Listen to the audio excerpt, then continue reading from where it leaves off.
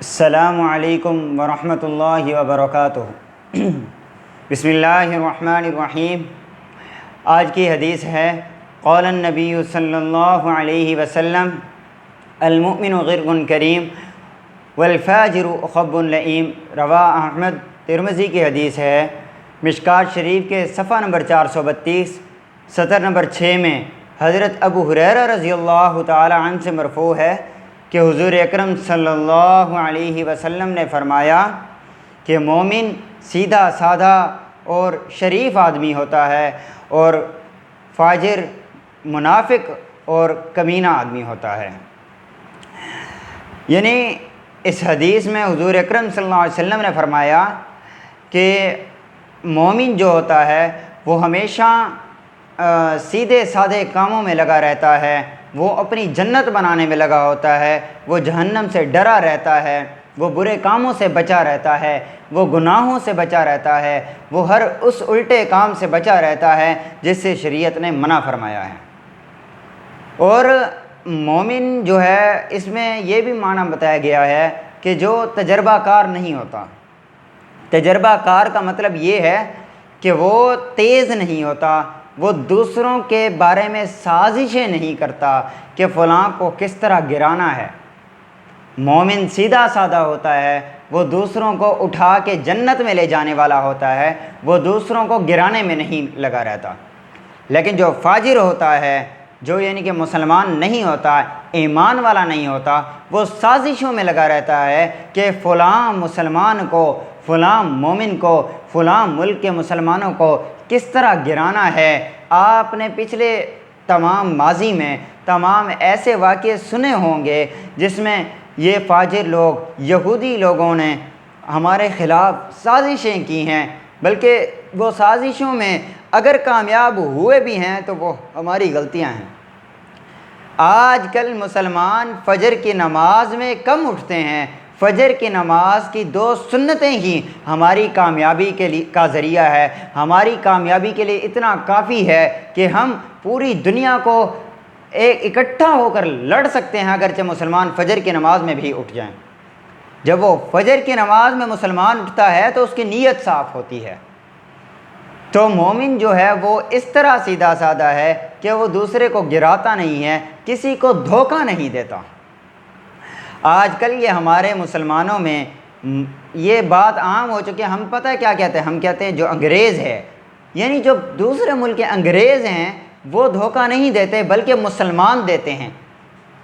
یہ بات یاد رکھیں، ذہن نشین کر لیں کہ وہ مسلمان، وہ مومن ہو ہی نہیں سکتا جو دھوکہ دے، وہ مومن ہو ہی نہیں سکتا جو سازش میں لگا رہے، جو تمہیں گرانے میں لگا رہے، جو مسلمانوں کے خلاف سازشیں کرے، جو اپنے ناپ تول میں کمی یا زیادتی کرتا ہو۔ وہ مومن کیسے ہو سکتا ہے؟ آیا اس نے کلمہ پڑھا ہے لیکن اگر وہ ان کاموں میں لگا رہا ہے تو وہ مومن نہیں ہو سکتا، وہ ایمان والا نہیں ہو سکتا، وہ رسول کریم سب کہہ دو صلی اللہ علیہ وسلم کا امتی نہیں ہو سکتا۔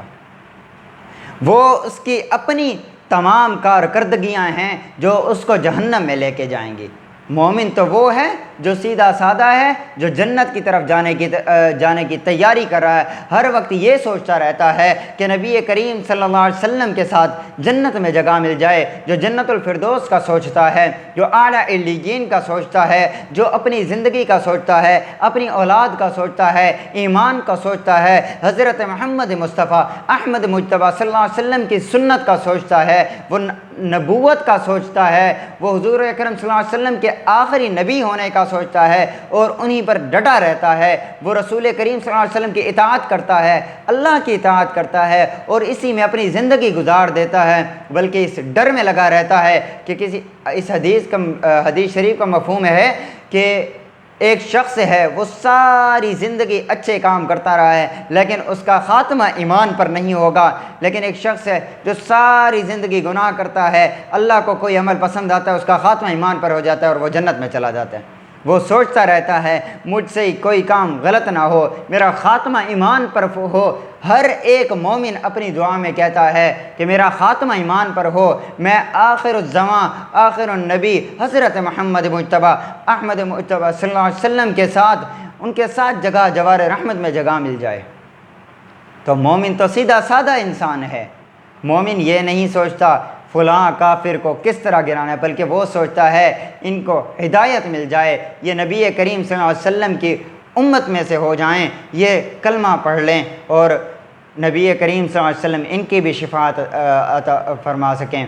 تو یہ سب باتیں ہمارے ذمہ ہیں کہ ہم یہ نہ سوچیں کہ فلاں بندہ کیا کر رہا ہے، آیا ہو سکتا ہے اس کا خاتمہ ایمان پر ہو جائے۔ ہم نے یہ سوچنا ہے کہ ہماری کتنی نیکیاں ہو چکی ہیں، کیا ہم اپنی نیکیوں کا، اپنی خامیوں کا حساب لگا سکتے ہیں یا آگے جا کے حساب دے سکتے ہیں کہ نہیں۔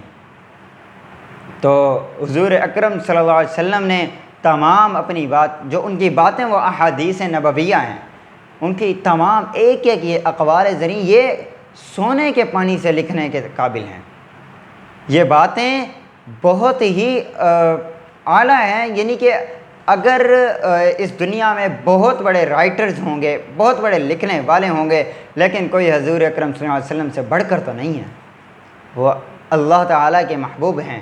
تو ان کی باتوں پر عمل کرنا ہمارا پہلا درجہ ہے، پہلے ہمارا کام یہ ہے کہ ان کی اطاعت کی جائے۔